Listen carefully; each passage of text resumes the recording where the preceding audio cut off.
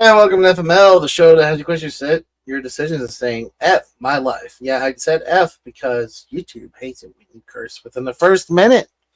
So yeah, F my life. I'm your host, the amazing atheist. Just kidding. I'm the atheist veteran. But yeah, I'm your host, the atheist veteran, not the amazing atheist. I wish I had those kinds of numbers. That would be awesome. Yeah, amazing atheist is on my mind because watching I was watching the debate on Deep Fat Fry between Vosh and Paul Ziegel last night. And I'll get into that a little bit, but first, let's talk about something that I promised y'all. I said I'd talk about Draven. I would talk about Draven's crypt for bringing my name up in his big old mouth. In his mouth. Big old dirty mouth. It took me a while. It took me a while to get here and talk about it. I gave him plenty of opportunity, and he got more than I even planned on giving to him because, frankly, I just don't give a fuck about Draven. Frankly, I don't care. I care that he put his name in my mouth, and that's about it. But when I started doing research, and holy shit, the fucking horror stories. Yeah, I think it's been about a minute. I can start cussing. The fucking horror stories were just flooding my goddamn inbox. I got fucking audio recordings, fucking messages, stories of shit he did. But at the end of the day, what it really boils down to is I give zero fucks about Draven. I don't care that he's a locale. I don't care that he turned his life into some sort of shit show. And he somehow turned into some kind of fucking massive douchebag since I've been gone. It's not my problem. That's his problem. He's a piece of shit. At the end of the day, right? That's all it is. Is like, that's his problem. He's a piece of shit. Fucking, that's his problem. He's a fucking asshole. Maybe he'll make it someone else's problem by doxing them because, I may have heard rumors that he's doxing people too, or some stupid shit. I don't know. Is he? I don't know. Maybe not. Maybe he's doxing people. I don't fucking know. I don't care. I didn't pay attention enough. I just know I got a shit ton of horror stories and a shit ton of fucking other kinds of fucking evidence that he's a piece of shit. Am I sharing it with y'all? No, because I don't care. I don't care. I was going to have a bunch of people come on and talk about him.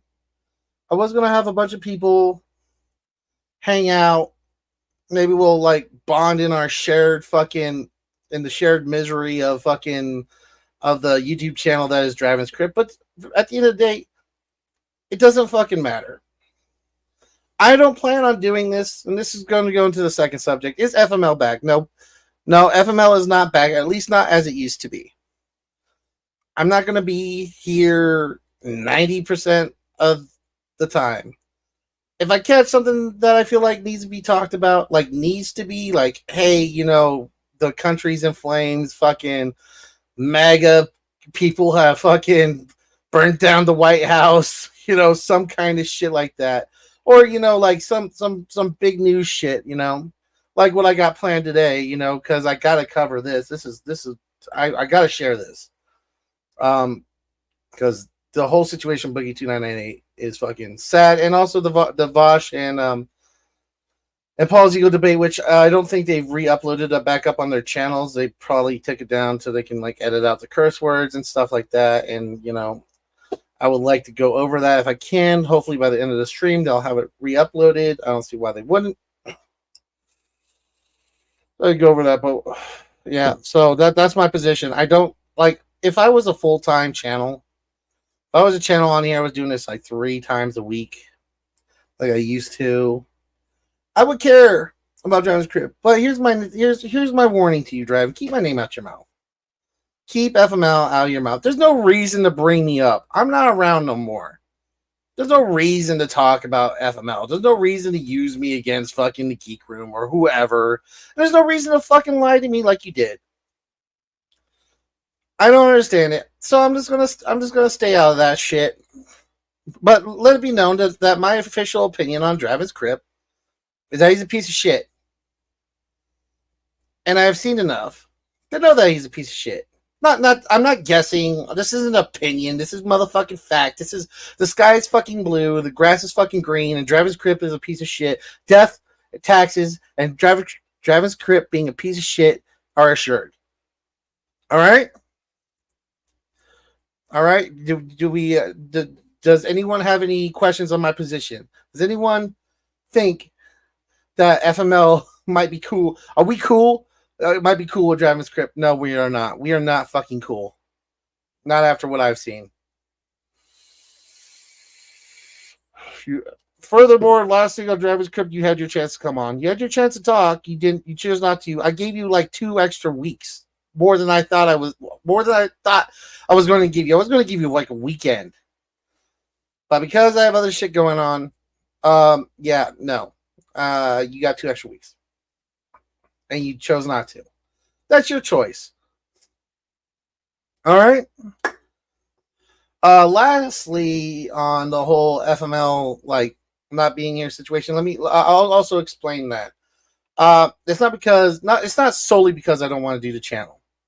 I actually kind of look forward to it after talking to some of y'all, like talking to Tatted and talking to Billy. If for those who don't know who Tatted is, talking to Billy and talking to some of y'all. That some of y'all want me back, and that really pumps me up. That really makes me feel good, and I appreciate that. But another reason why I didn't talk to Draven, and the reason why I didn't I didn't fucking do the Draven stream, and another reason why I didn't talk to I didn't do more streams, and another reason why I just don't care right now about the channel. The reason why the channel's gonna stay in its kind of idle state is I got a call on Monday.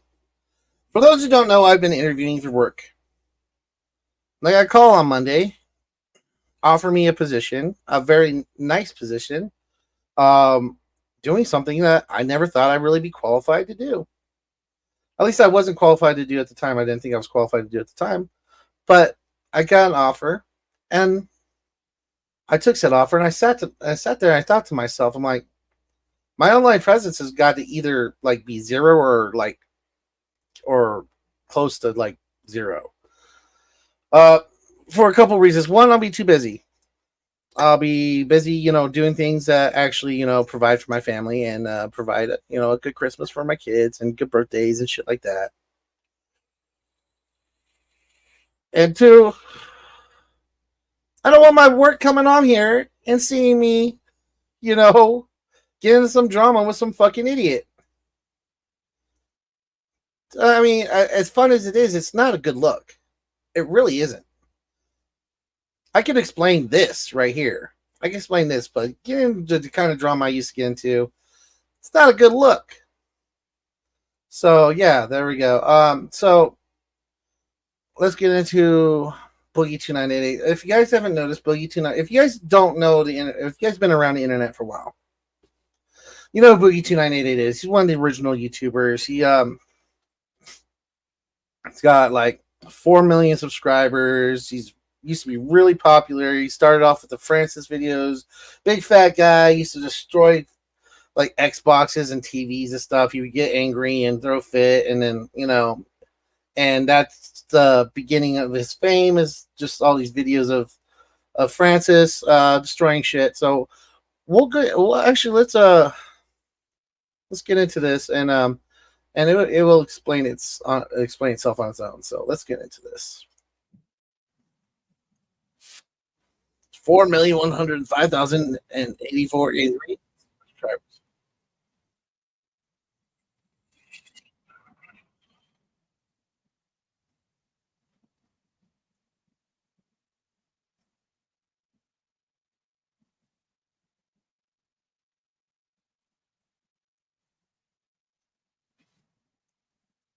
Yeah, this is Francis. He's big. He was on H3H3 podcast. He was on. Um, he was presenting like a game award, like a really big game award. Like this dude was like peak internet.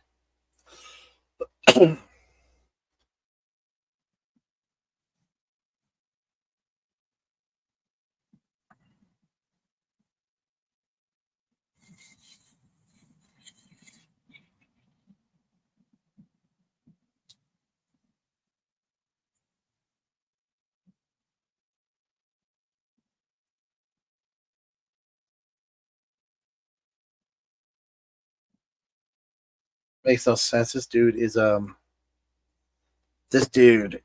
This is the trailer, by the way. I'm not going to go into the full thing. We're going to some key points. Um, but yeah, he was rich as fuck. He was making about 500,000 a year at one point.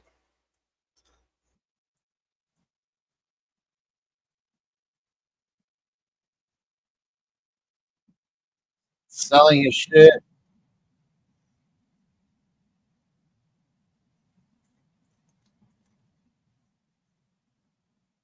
This is fucking creepy as fuck. Okay, so those who don't know, Boogie 2988 is either 50, just hit 50, or he's 49 years old. I don't know when his birthday is. The guy said, I know at the time of filming, he was 49 years old. This girl was 20. Now, yeah, perfectly legal, perfectly okay legally, but kind of fucking creepy, right?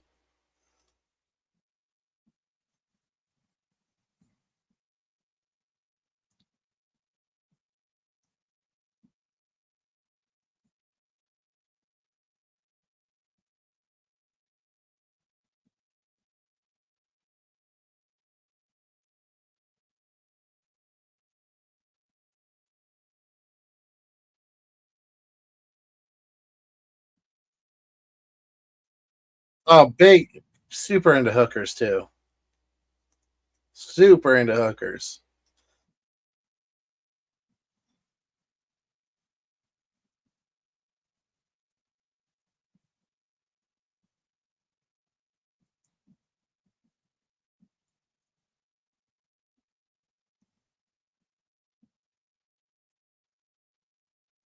Really good trailer, by the way.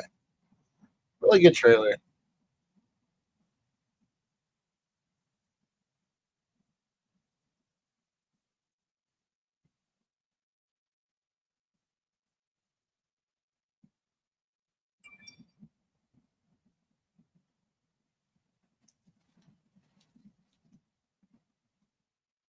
Yeah, that's pretty much that for him.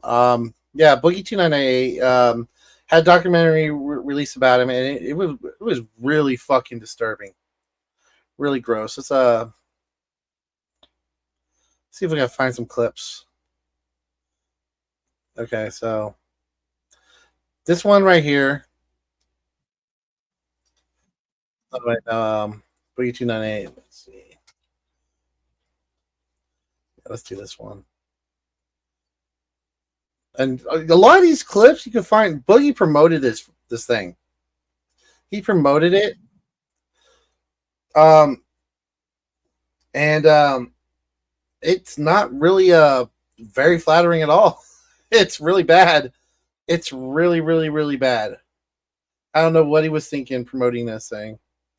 So let's watch a clip from it. It's this is so at this point in the documentary, Boogie 2988 is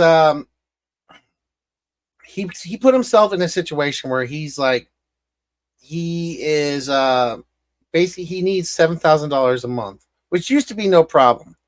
Boogie 298 used to make 500,000 a year, $7,000 a month, not that bad. But as soon as we all know, YouTube is volatile. Like you said the wrong thing on the internet, you're going from rags or from riches to rags real fucking fast. So Boogie um hasn't had a job, like a real job, in fucking forever. And so oh hey J Nova. So the guy who let me put you up here. Hi J Nova. So the guy conducting the interview, his name's Mike Klum, and he convinces Boogie. He's like, "Hey, you gotta find work, bro. You gotta find work." So they go to this staffing agency. Those who don't know what staffing agency is, they find clients to promote to other to other companies. So to increase the odds of being hired. So, but first you gotta like interview at the staffing agency to see if you're a good candidate for them to promote. And here's the results of that.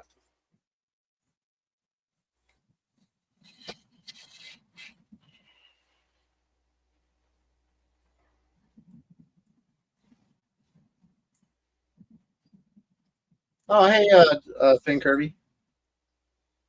Happy to see you too.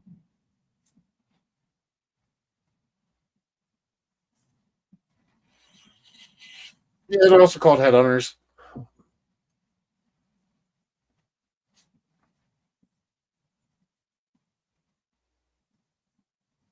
So let's see.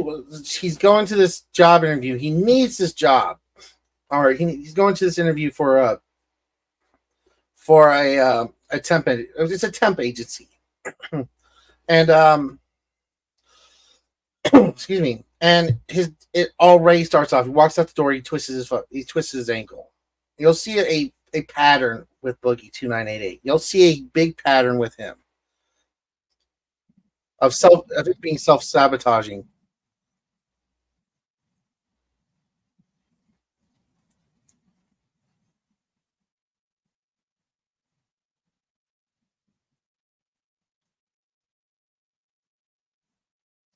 Also, okay, another thing just did. He sabotaged himself with. Why would you go to a job interview and like tell him or this is pretty much a job interview and tell him your online name? I when I go to a job interview, I was like, oh yeah, my name's Tav. No, I go, my name is blankety blank. If you can figure it out, you're a piece of shit. But yeah, my name is blankety blank, and they don't need to know my online name. I don't think they should know my online name. It's none of their business. And especially with Buggy, with the presence he has, and you can just Google him, and it's not good.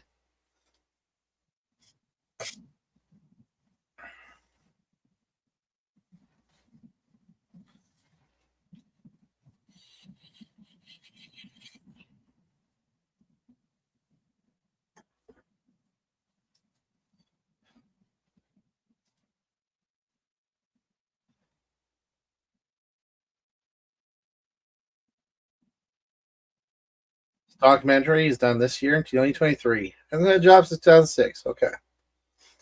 Wash some dishes. Don't know why that's valuable.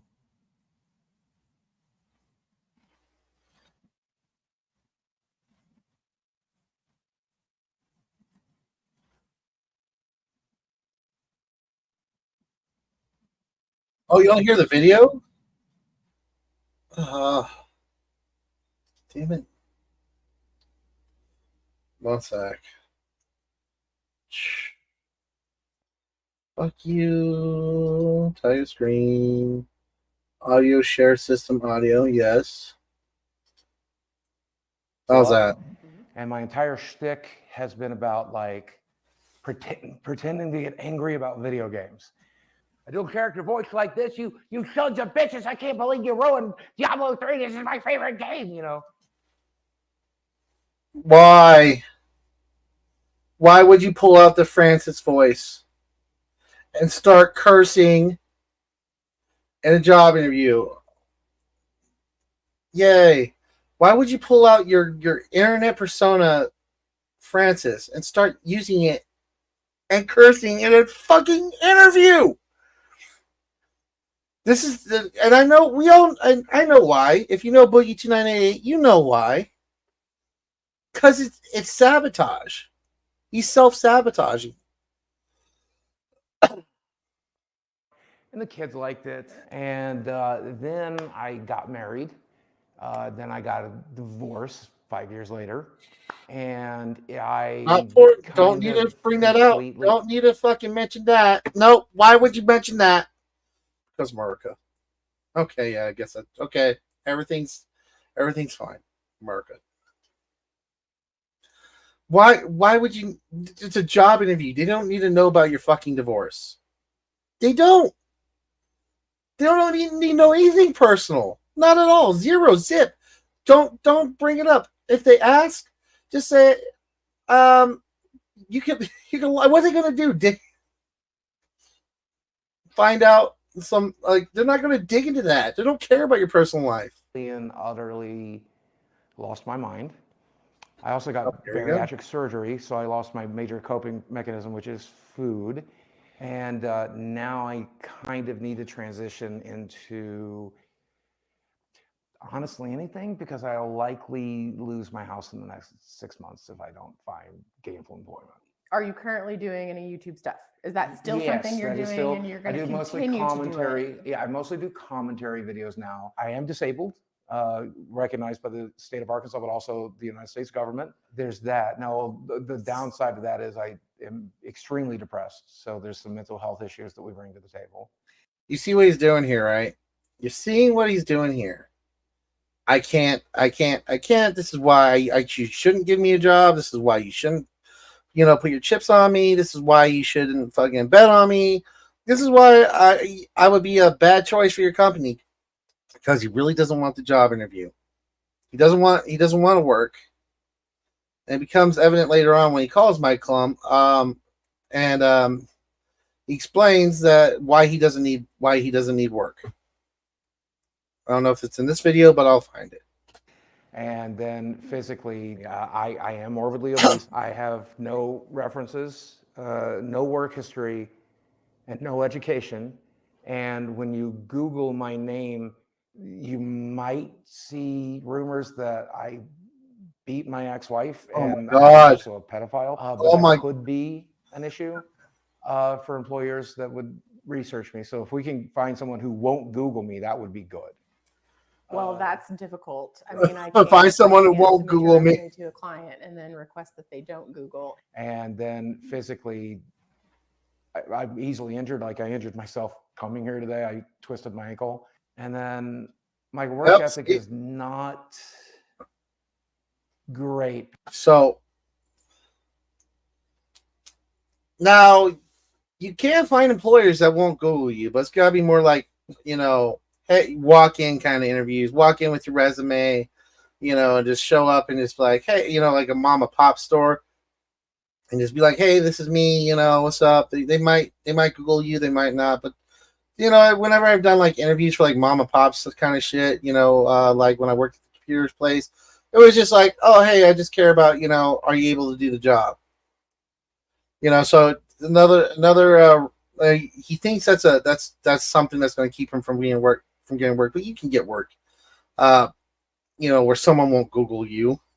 Not saying it's good that you can't go into a job where people can't Google you, but at the same time, it's like that's he's not using it because it's an obstacle he needs to get over. He's using it as a crutch as to why he can't have work or why he shouldn't work. Because of the depression and stuff. Mm-hmm. So I mean, I do have some pretty big references. Keemstar, he'd probably put in a good word, or Kid Behind the Camera. Yeah, Keemstar. Denver Nuggets might. I worked with him. I had owned a small company with him. He's a big guy. Okay. I maybe Angry Grandpa Charles Green, but So you do have some people that you could reach out to and call upon to give an example of what their experience was working with you. Yeah, I can't say that it would be a glowing review, but it would be a review. Should mention I'm also a felon. Okay. What's the nature of your felony? Aggravated assault. How old is it? Now, he's not really using this as you do have to disclose that you're a fucking felon. You should disclose that. Anyone can be Googled, just my mother. Yeah, exactly. The problem is, Boogie 298. It's like, if you saw my me at the beginning, I explained that he was like one of the original YouTubers. He was like one of the top tier. Like Boogie 298 was like what you aspire to when you YouTube. You want to be that guy. You want to be like Boogie 298. He had a great fan base. His videos were great. And then I don't know what happened right around the time of his bariatric surgery. He just went nuts. And a lot of stuff came out. It turns out the guy behind the screen is not the same guy, in real life, which is true for most of us. But in this case, it turned out the guy in real life is a total piece of shit.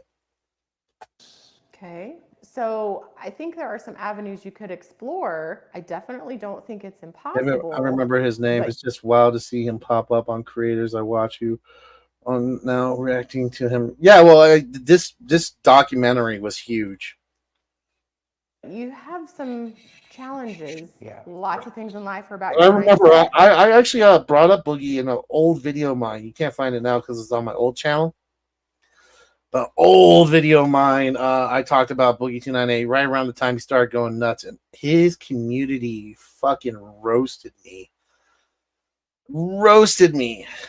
And it feels good to be to be proven right after that. And you're using weight and disability. I can't. If that is the attitude that you're going to have when you approach everything, then you can't, and you won't. I did work in the porn industry for the better part of 7 years. So, I mean, be real with me. Do you really think it would be a good idea to go to a real interview and reference porn? What a fucking queen. Yeah, call him out. Like, yeah, at this point, she knows. She's like, yeah, he's not serious about this shit. He's not serious. He doesn't care. He doesn't want this job. He doesn't want a job. He rather he's entitled. Oh, wow, I didn't know you could do that with base bar. Okay, yeah, cool. it depended on the job, I would think. Like at a strip club, maybe, but probably not in a more professional setting, I would say. Yes, I would say that. What would you think his chances are here of getting employment in the next 3 months? I'm not sure.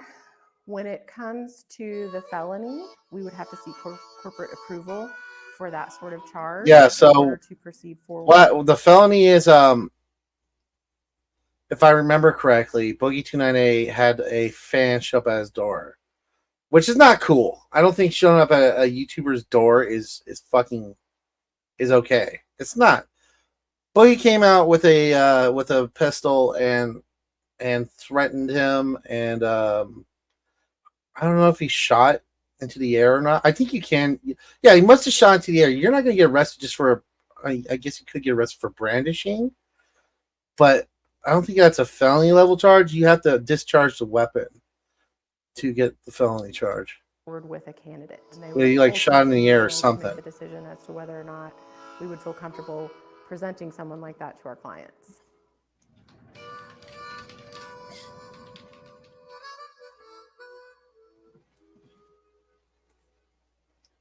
Yeah. All right, there's a Boogie's situation there. All right, let's move this. All right, so yeah, Boogie 298. There's a lot going on. I highly recommend the documentary. I guess we can look up one more clip.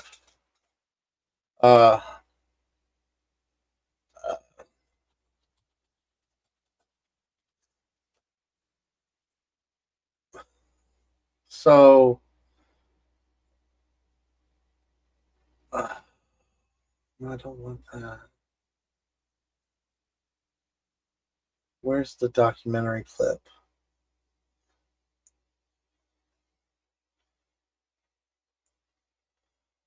All right, well, we'll go with this. Okay, we'll go with this Boogie with this Boogie clip. Because he still puts his shit out on it. Oh God. Yeah, I don't know if he. Yeah, there's a fucking ad play. I really need to just get premium, but I don't want to give you too money. All right, so this is Boogie. He's been adding clips of this documentary on his stream, on his shows. So we'll see what he says. Expecting exclusively gaming videos, but I have a whole hard drive full of documentary stuff that I haven't shown you yet, and I really want to show you some of it. And I'll just be honest with you, a lot of the clips are really dark stuff. I'm getting the feeling you guys don't want to see that anymore. So you know what? They'll probably always stay on the cutting room floor. Some of these clips, like the one I'm about to show you, are just so amazingly funny. I can't not share it. I have to show you these. So this is what I'm talking about. This is the face of his channel that was so popular. So great. Look at him. You want to give him a hug. You want to tell him it's going to be okay. But the guy himself is a incredibly big piece of shit. A huge piece of shit. I am really concerned that you are not going to find these clips as funny as I do, though, because I have a very dark sense of humor. For example, the job interview I thought was unintentionally hilarious, and a lot of people laughed at that moment. Some people took it very seriously, though. But this extended clip, the comedy. You should have taken it seriously. You should have fucking been like, oh shit, I need fucking money to survive. I need to keep a fucking roof over my head.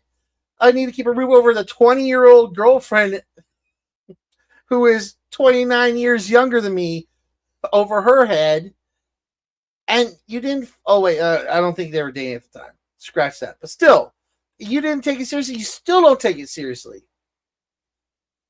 Is it funny for some? Yeah, it's funny as fuck. It's hilarious because it has no consequences for me. I have no stake in the game. I do not give, like, personally, my personal life, Boogie298 having a fucking roof over his head has zero fucking impact on my life. But as content, yes, it's hilarious. It's funny. It's fucking goddamn. It's some of the best goddamn internet that I've seen in a while. But it's not something to be fucking proud of. It's like, oh yeah, man, it was hilarious that I fucking fucked over my life and I expect YouTube to pay for my bills. You're fucking falling off now. You're barely surviving. What's going to happen in like a year? 2 years? When you drop even further, when you lose even more views, and when you stop fucking, and your subscribers start going even further down, you're having trouble paying the bills now, and you were relevant 3 years ago. You're not relevant now. And you're going to be even less relevant tomorrow, and the day after, and the day after that.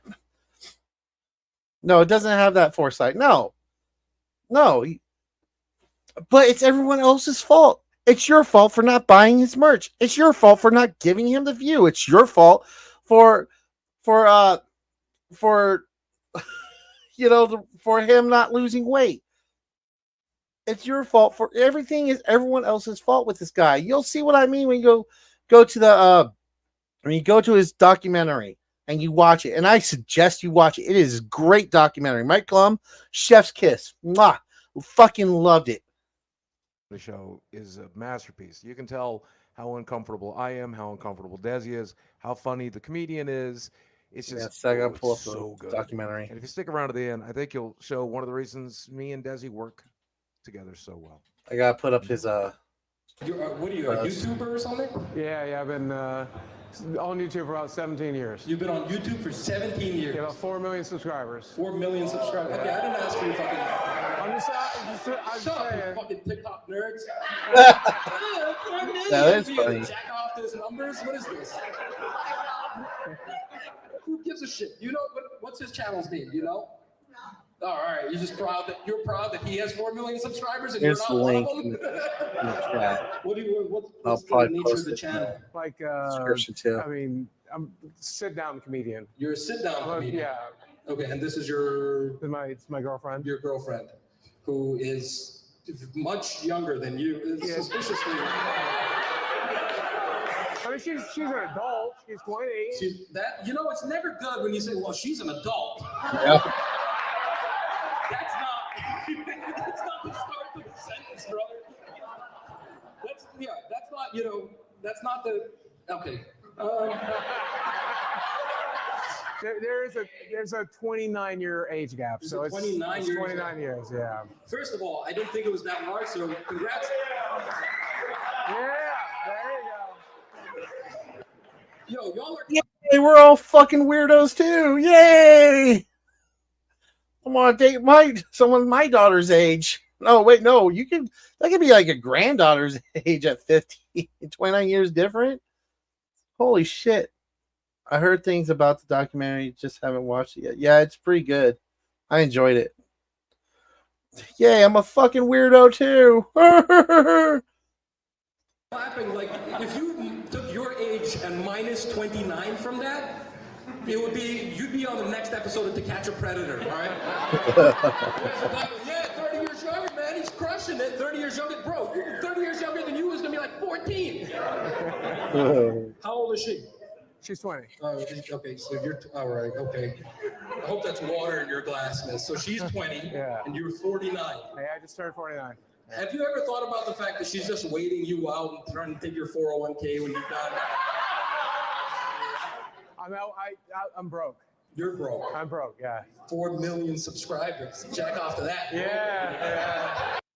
Yeah, it's hilarious. He doesn't care. He doesn't take this shit seriously. He doesn't. He'll fight and he'll claw and he'll fucking beg and plead his audience to pay his fucking bills, but at the end of the day, it's not sustainable. And here he is. And also, you're in such financial strait. You're selling shit to pay your fucking mortgage. Why are you at a fucking comedy show? Why? I understand if you had work. I understand if you like, oh man, I had a rough day at work. A rough week at work. Let's go out tonight. You know, I know money's a little tight, but I think we deserve a fucking night out on town. I understand that. But if you're not doing those things, and especially if you're relying on fucking YouTube, maybe the answer isn't spend money on useless bullshit and get to be fucking laughed at. Yeah, it's hilarious. It's hilarious that you're being laughed at for your misfortune. You're a broke fucking 49-year-old weirdo dating a 20-year-old with fucking daddy issues. She's admitted in a documentary. Once again, great watch. Go see it. And you barely put a fucking roof over your head. You're going to be fucking poor. You're not going to be able to sustain this. And if the only option is YouTube, if you legitimately think the only option is YouTube, you need to pay your fucking bills. Well, guess what? Going to the comedy show isn't it. You better start fucking making content and ripping off the documentary and taking their fucking videos onto yours, which is fine, if Mike Klum allows it. But you need to start like doing stuff, working for yourself. You need to start be like, hey, I need to fucking put more content out because frankly, what you're doing is not enough, and it's not going to be enough.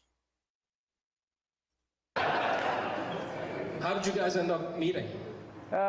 She watched a couple of my friends on YouTube and saw collabs and decided to write me one day, and yeah. She saw you on YouTube, wrote you a text, and you said, "This has never gone wrong before." Yep. Responding to a young fan on the internet seemed to work out for Chris D'Elia real well. Hey. Okay, and so now you guys are dating. Are you from here, miss? No, I'm not from here. Where are you from? I'm from Missouri. You're from Missouri. Okay, Yeah. so not a long distance. What is it about him that you love so much? But he doesn't judge me. He doesn't judge you. Yeah. That's sweet because, the world that he lives in is full of judgment, so I get that, right? Just like the world I live in is full of judgment. I do have to say, man, you are the youngest looking person in his 40s I've ever seen. Thank you. But that's probably because I'm guessing you spend a lot of time indoors away from the sun. Oh, I do not believe. Yeah, 100%. Just windows closed. Yeah. I don't mean to hate on gamers. Hilarious. It's super funny that you're a fat fucking out of shape fuck with huge money issues, and you've been given every opportunity, and you're just destroying your life. The reason why I haven't clicked up here is he's saying the N-word, because there's a part in the documentary where he explains why, because he has been known to say the N-word on stream and shit, and on Twitter or whatever. I don't know, but he explains that his thoughts behind it. He's like, believes that like language shouldn't be censored. There's no power in words. But after that, you'll see in the documentary, after that interaction, he's actually quite upset, and he wasn't happy about it. So, I guess, it's one of those free speech for me, not for thee kind of guys. So this is looked down as like, yeah, he had a boxing match with Wings of Liberty or or Wings of Redemption. I was thinking of the StarCraft game, Wings of Redemption. That was pretty fucking pathetic. Yeah, it was just fucking. It was not. It's really unflattering. I'll put the link in the chat. I mean, in the description for the video, and then yeah, you guys go check it out on your own. It's fucking. It's disgusting. Anyway, let me see if the Paul's Ego wash things up, and then I'll decide if we want to cover it, and if not, we'll have to change the name of the stream. Paul's Ego Vosh. No, not the recent one at least. No. Nope. Let's see, Vosh Pit. Nope. Alright, I'll go over that some other time. Like I still got like a week or two before I actually start the job training. Well, they're actually paying for me to go somewhere really nice, so I'm actually excited about that. Anyway, so I guess we'll rename the stream, and we'll do the Vosh Paul's Ego debate some other time. I do wanna like do a couple of things on here first. I do want to do. I know I'm saying I'm gone, but there might be a couple of things coming up. I might do a stream on that debate, and if anything else catches my eye, I'll stream that too. But after I start working in a couple weeks, yeah, you can count on me not being here. I'll be in the chat for like the Geek Room and just wherever the winds take me, Miss Parker, Black Eye TV, all that shit. I'll be in that chat. I'll say hi to you guys. I love you guys. We'll talk there. In the meantime, yeah, go check those guys out. I got shit to do. I'm Tav. I'm gonna fucking go and chill and have a good day. Peace. I'm out.